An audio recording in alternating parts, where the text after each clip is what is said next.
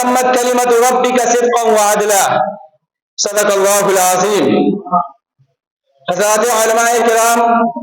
سامعین اعظام، حکم صاحبان اور معزز ساتھیوں، آج کے دنیا میں بسنے والے قوموں کے حالات کا جائزہ لیا جائے تو صاف محسوس ہوگا کہ مصائب و آلام کا شکار، ظلم و جبر کی بیڑیوں میں گرفتار، ذلت و پستی کی وجہ سے چہاردانیہ عالم میں مظلوم و مقہور، ہر طرح کے ظلم و ستم سہتے رہنے پر مجبور، اگر کوئی قوم ہے تو وہ قوم ہے جو مسلمان کے نام سے جانی اور پکاری جاتی ہے۔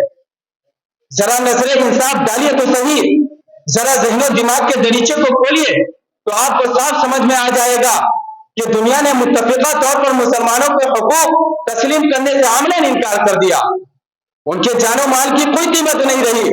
ان کی عزت و حرمت کی کوئی وقت نہیں بچی، مارا پیٹا لوٹا اور جلایا انہیں جا رہا ہے، انہی کے دینی شاہد کا مذاق اڑایا جا رہا ہے، پھر انہی کو دہشت گردی کے الزام میں تشدد کا نشانہ بنایا جا رہا ہے۔ اور ستم والا یہ ستم یہ کہ ان کو اپنی داد رسی کرنے والا کوئی نظر نہیں آ رہا ہے، نہ انہیں کوئی مستحکم پناہ گاہ مل رہی ہے، اور یہ کوئی درد کا مداوع کرنے والا نہیں پا رہے۔ ہائے افسوس، یہ حالت ہو گئی ہے، حیراں ہوں دل کو روحوں کو پیٹوں جگر کو میں، حیراں ہوں دل کو روحوں کو پیٹوں جگر کو میں، مقدور ہو تو ساتھ رکھو نوحہ کو میں۔ حضرات گرامی،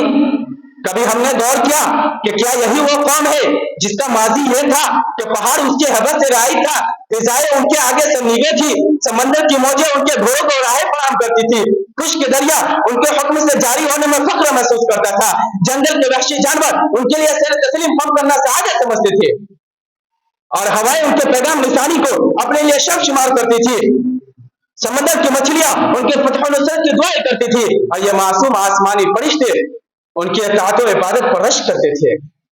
ماضی و حال کی ان دو متضاد کیفیتوں پر یہی کہنا پڑتا ہے، حیرت نہ کر بدن کو میرے چور دیکھ کر،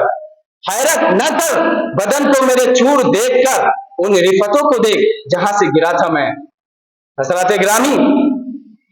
مسلمانوں کی خوشحالی سے زبوحالی،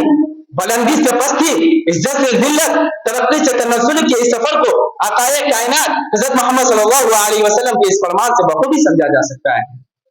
کہ ان اللہ تعالی یرفع بهذا الكتاب اقواما ويضع بها آخرین۔ بلا شبہ اللہ تعالیٰ اس کتاب یعنی قرآن مجید کے ذریعے ایک قوم کو عزت و رفعت عطا کرتا ہے تو اسی کتاب کے ذریعے دوسری قوم کو ذلت و نفرت سے دوچار کرتا ہے۔ عزت پانے والے قوم وہ ہے جو ہر حال ہر محاذ پر قرآنی ہدایات پر عمل کرتی ہے اور ذلت اس کا مقدر بنتی ہے۔ حضرات گرامی، اسی واضح اور بے غبار حقیقت ہی کو شاعر مشرق علامہ اقبال نے یوں بیان کیا ہے، وہ زمانے میں معزز تھے مسلمان ہو کر، وہ زمانے میں معزز تھے مسلمان ہو کر، اور تم خار ہوئے تاریخ قرآن ہو کر۔ ہم اگر اپنی زندگیوں کا جائزہ لیں تو ہمیں احساس ہوگا کہ ہم نے اجتماعی و انفرادی، عوامی و حکومت کی ہر سطح پر قرآنی ہدایت سے کنارہ کشی کر لی۔ ہماری خواہشات آگے ہے،